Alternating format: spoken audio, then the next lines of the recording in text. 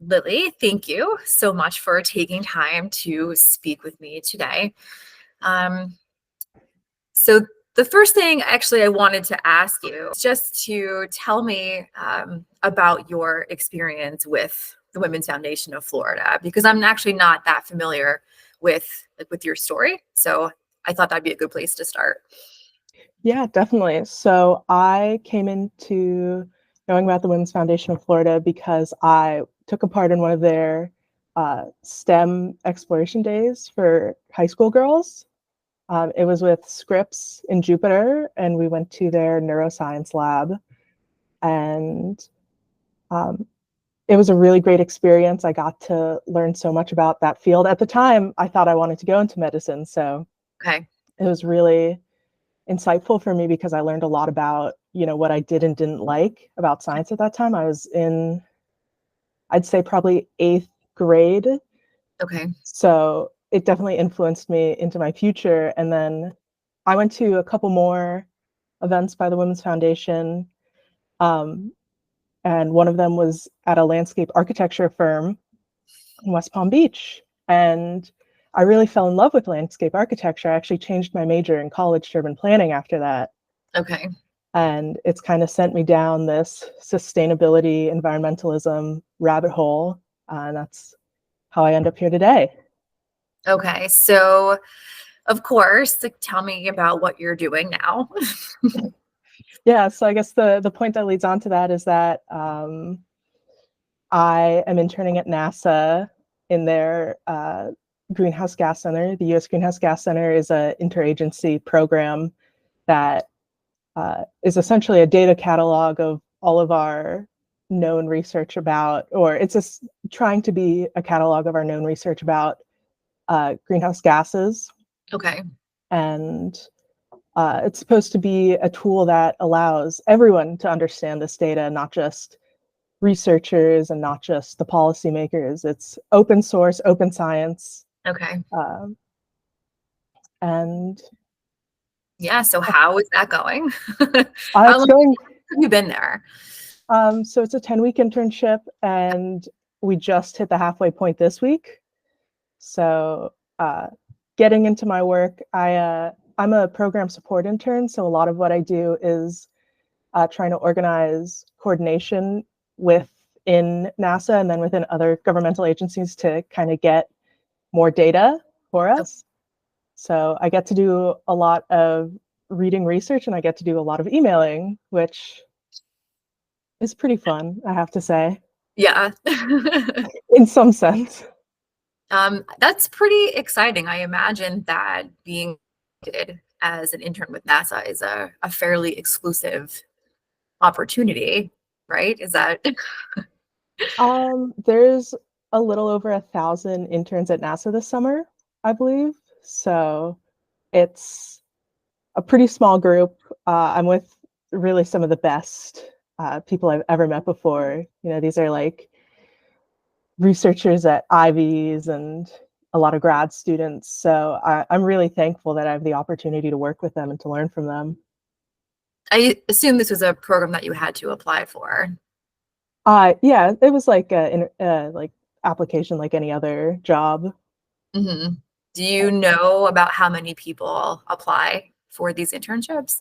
Um, you don't know the exact number, but I do know like there I applied for, I believe, like 30 internships and I only got interviewed for 2. Okay. So With there, NASA?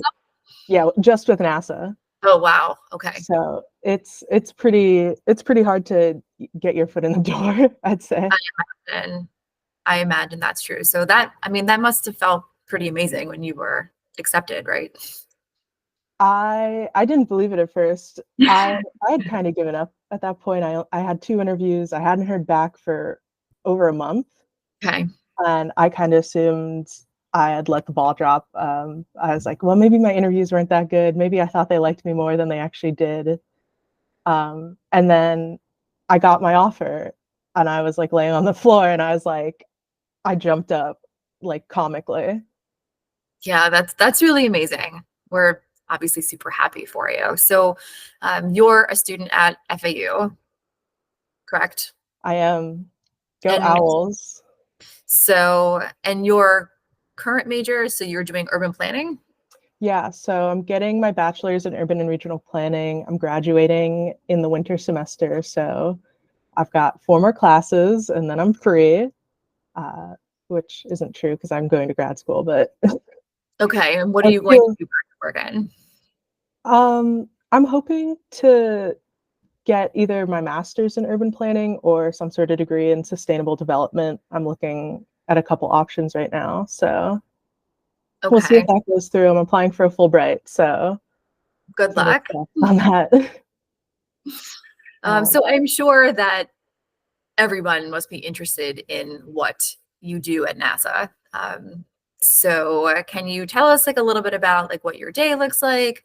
I'm also interested in your interaction with, I mean, I guess any of the scientists that are there, particularly if there are female scientists that you interact with, what that looks like. Of course, yeah. So I spend most of my day doing research. I'm hybrid at the office, so a lot of the days that I'm in office, I'm working with my bosses or I'm coordinating with some other section at NASA. And uh, you know, I initially went in a little anxious about like, what the culture would be like at NASA because, I watched Hidden Figures. Those Right. were all men. So I was a little anxious, I'm not gonna lie, but it is really so amazing how much change has happened. Both my bosses are women. That's I'd say awesome. probably the intern cohort is essentially 50-50. Okay. Um, and there's a lot of opportunities for women to really move up in the chain at NASA. A lot of chief scientists are women. A lot of administrators are, moving into that position. Mhm. Um, Diversity is something that I'd say NASA really values. Okay. Diversity is very important. Lived experience is something you can't teach in school, Sure. and NASA recognizes that, which I think is amazing. There's a lot of room for girls to go into STEM, especially at this, national, international level. That's really encouraging, I'm sure. Um, so leading up to this point, when you mentioned when you were younger, you thought you were going to go into like a medical career. Um, do you feel like you had any challenges? I guess really like particularly like as a girl or a woman. Yeah, I mean, I think there is a lot of, work that still needs to be done. Um, you're never going to get away from some of the social stigma in STEM. There's going to be times when you're the only girl in the room, and it sucks. But Sure. I mean, I have to be candid. It does, you know, it really feels lonely sometimes. But sometimes you have to be the one to create that community Sure. and to reach out to other girls. If you see someone and you're like, wow, it's awesome that they're doing this, reach out, you know, connect on in person on LinkedIn. Okay. It's all about, really making space and really getting to know people. Okay. I mean, so would you say that's part of your advice, like for girls or young women who are interested in pursuing some kind of STEM related career? Oh, yeah. I mean, I think any young girl who's interested in STEAM or STEM, just the most important thing they can do is get out there and, events like those from the Women's Foundation of Florida. Sorry, I was going to say shout out, but It's okay. it's not very professional. I'm sorry about that. No, it's fine. Um, but events like those from the Women's Foundation, they really help girls, learn what it actually is like in those fields. And that's one of the most important steps is just knowing what's out there and getting yourself out there. Science is such a broad field. Sure. There is something for everyone in science, and not just in an academic research capacity. We need people who are communicators, who can explain the science, or people who are artistic to represent what's going on. Okay. There's something really beautiful about working together in science, and I think that's also a big part of girlhood, and building Camaraderie. community, and finding that kind of peace. Sure. Sure. So, I mean, so the landscape architecture, I would definitely say, is a creative endeavor within the field, right? So, looking at traditionally what we call STEM and then adding the A, right, which is like the arts component to that. I feel like the landscape architecture is kind of like a good fusion of like science and creativity. I think what really interested me so much when I got to go to that event was how multifaceted science can be. Mm, That science isn't just, a paper that you publish. Maybe you publish in Nature, and maybe that's your goal in science. mhm, But science also influences our policy. It influences our communities and how we design them and how they look. Landscape architecture is all about the visuals, and it's also about the science behind it. We need trees to absorb stormwater. We need the right type of grass in certain areas to avoid soil erosion. And mhm. at the end of the day, it's beautiful. They make it into art, Sure. but the principles are still science. Right. And I love that about adopting STEAM, is recognizing the arts behind the science. Right. Sure. I mean, so this probably will seem like an obvious question, but how important do you think it is for girls in particular to be exposed to all of the different, STEAM, I guess, industries, professions? It's everything. It really is so important to just see it for yourself. Mhm, If you're sitting in the modern day science class, you might have the best teacher in the world, but mhm, you're never going to see what it looks like to be a scientist, to be in that room, to feel everyone like buzzing with the excitement at looking at this data that probably only 40 people in the world care about, but to like your little group of friends, it's everything. I mean, science for girls is like one of those topics that, it's heartbreaking that we have this kind of slide where girls who are interested in science when they're younger, slowly lose that love for it. Yeah, And if there's any way to like keep someone interested in science, it's seeing how it actually happens. It's sure. getting that hands-on experience. And I'd say, those kinds of hands-on events really help girls in the future as well when they're, you know, in university doing research projects, or they're applying to their first job. You have a thing that really says, I'm passionate about this. I've done it. I've seen it. I want to do this. So you mentioned, of course, Women's Foundation. We, historically have supported STEAM opportunities for girls, primarily, I would say, by offering middle and high school girls opportunities to go on what we call like our STEAM field trips, right? So often with local companies who are doing all kinds of amazing things. So looking at programs like what we do here at the Women's Foundation, are there other ways that you think that these kinds of programs or organizations like ours can support and encourage, girls and young women to be involved in STEAM? I mean, I think the the hands-on aspect that's already happening is so impressive.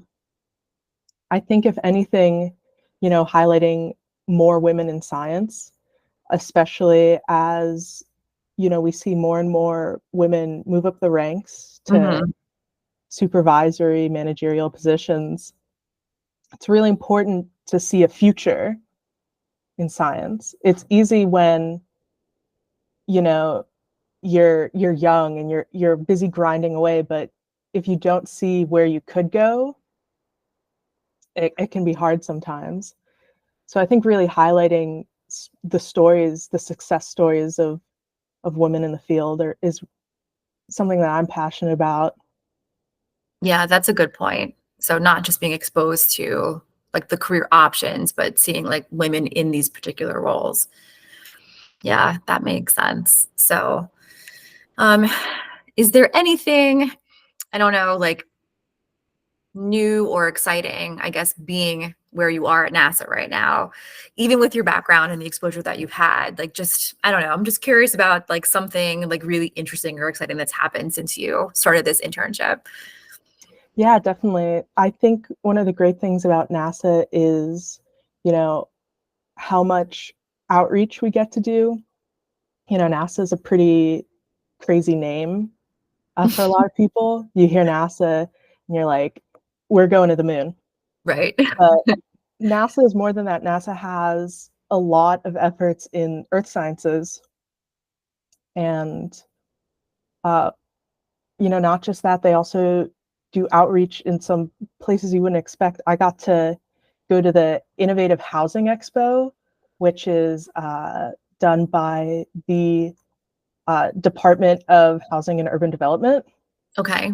So I got to help at that event. We were talking about our modular lunar housing projects. Okay. So for long-term space missions.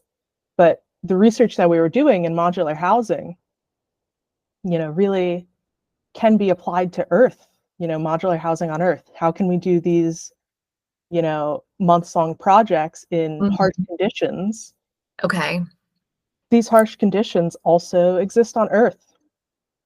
So And tell us a little more about modular housing for people who are yeah, maybe not so familiar with what that is. okay. So modular housing is where you can essentially build upon the original structure. Okay. So each part of a unit might be, sustainable on its own. It has all the features necessary for living, researching, whatever you're doing in that singular unit, but you can add on to it. You can really grow that and grow communities, I could even say like mini cities almost, wherever you are able to get these materials. Hmm. And it's Cool. especially interesting when you think about it from the perspective of space, because you really have to care about weight and you really have to care about size. Sure. And so getting these almost compactable modular units Hmm. is something that can, help in so many different scenarios. If you need to quickly transport housing and it's modular, say you're with FEMA, say you're going to a natural disaster, Hmm. it's so much easier and safer to get that housing there than it would be to try to start from T0. Sure. Yeah, I could see lots of applications for that. So, um, yeah, I mean, it's interesting. And I think just having you highlight that it's not like this esoteric thing that you're doing necessarily, right? That it has like applications for beyond just space or right what NASA is known for doing. So, tell me what the other interns are like. I'm sure they're right. You're with other female interns, and I'm just curious, like, what that's like for you. Like, do you feel the female interns or kind of gravitate towards each other? Like, do you feel like you're learning from each other? 100%. I mean, there's such a sense of camaraderie among the interns, especially uh, with some of the girls. It's really amazing to see what they do, and it Mhm. inspires me to work harder towards my goals. And seeing so many women that are so passionate and so successful, it really makes you appreciate, how much we've worked towards this. Mhm. I have a couple peers that are PhD students. Mhm. One of Okay. them, she does her PhD in computer science. She's doing machine learning research at Mhm. MIT. Wow. She just she blows me away every time she has something to say. I'm like all ears. She's so insightful. And That's I awesome. think, you know, kind of taking a step back from the ego and recognizing how great we can be together Hmm. is one of the best things about being a woman in STEM. That's really great. So I'm curious. So you mentioned to me earlier that you are from Palm Beach County, and right, you're currently a student at FAU, which is in Boca. Of all of the female interns that you are, kind of interacting with and working with, is anyone else from Florida? There is one other Floridian that I know of. She goes to UF. Love UF. Uh, we, I think she does engineering there, and UF's engineering program is really good. Mhm. So Okay. Yeah, I'm just curious because just like thinking about the work that we do, I feel like one of the roles for the Women's Foundation is that there aren't necessarily like these kinds of opportunities being offered for girls in South Florida or other parts of the state. I mean, of course, like STEM has become much more popular, I would say, and there are other great STEM programs for girls that I've seen in Florida, but maybe not so many of them. And probably opportunities, I'm guessing, are varied in different parts of the state as opposed to in South Florida. So good to hear there's at least one other, Floridian girl. yeah, I mean, Florida's really amazing because there's such a hotbed of science going on. Not only is there, you know, what I would think of when I think of NASA in Florida is space, but there's Right. also, many environmental firms in Florida, many large engineering firms and design firms in Florida. So I'm really thankful to have so many opportunities in Florida. Hmm. Even though I'm not in Florida, I'm in Washington, D.C. Right. But Just for the next 5 weeks, right? I'm almost back. I'm excited to be back. I'll be honest. It's been really hot in DC, and so it's felt like Florida, and I felt very at home. So Right. everyone else is like dying of heat exhaust. Right. And So at least you were prepared.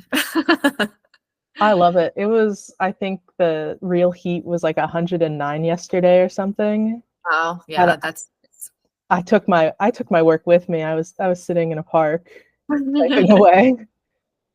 that's funny. So, well, I appreciate everything, that you've shared with us.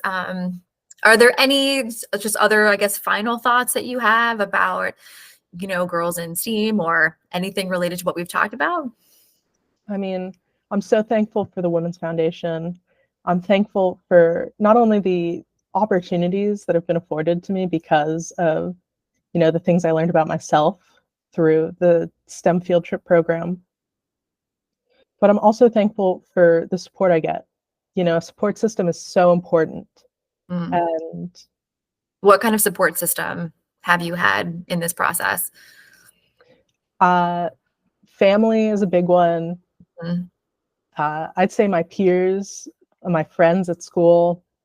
Um, One of the biggest support systems I have back at home was actually my old internship with Palm Beach County Okay. that I'm going back to after this. Um, What kind of internship is that? I interned for Palm Beach County at Palm Beach County Environmental Resources Management. Okay. What So do they that's do? the county branch of all the environmental stuff. Um, and, public sector work is often thankless, and being a Sure. civil servant is often filled with a lot of bureaucracy and can be a very slow moving process. Right. But, it's really important to find a place that you work that supports you. And Mhm. if you're a girl in STEM and your internship or your job is not supporting you as they Mhm. should, you should leave, because there's opportunities for women in STEM that will support you. Okay. or maybe find a way to advocate internally? Do You we can think advocate for yourself, but I'm such a firm believer that there's so many spaces that have become open for women so recently right? that So, taking advantage of it and taking advantage of all the opportunities mm, that you can get your hands on right. is So, huge. I mean, so maybe, right, like a message in that is when women are looking for jobs or internships that are in, a STEAM industry, that something for them to pay attention to beyond, right, like just the internship itself, or even maybe the company, is like looking at opportunities, right, and what kind of support system is being built into the organization or the company. 100%. Yeah, that's really good advice, I think. Well, I appreciate your time. I hope that it is not 109 degrees for the next 5 weeks while you're in DC. Uh, but yeah, thank you so much, Lily. And hopefully, we'll see you again when you're back in Florida at another Women's Foundation event. I can't wait to be back. I'm always available if you guys ever need any help or anything. Thank you. I appreciate that. Maybe we'll have you come and speak to the girls at some point. I'm sure they would love that. That would be awesome. We could take them through my research lab back at That would be great. I bet you they would really like that. So I'm definitely going to follow up with you about that. Totally, yeah. All right. Well, I will let you get on with the rest of your day. I hope you have a great weekend. Thank you so much. It's been so great talking to you. Thanks, Lily. Bye. Bye.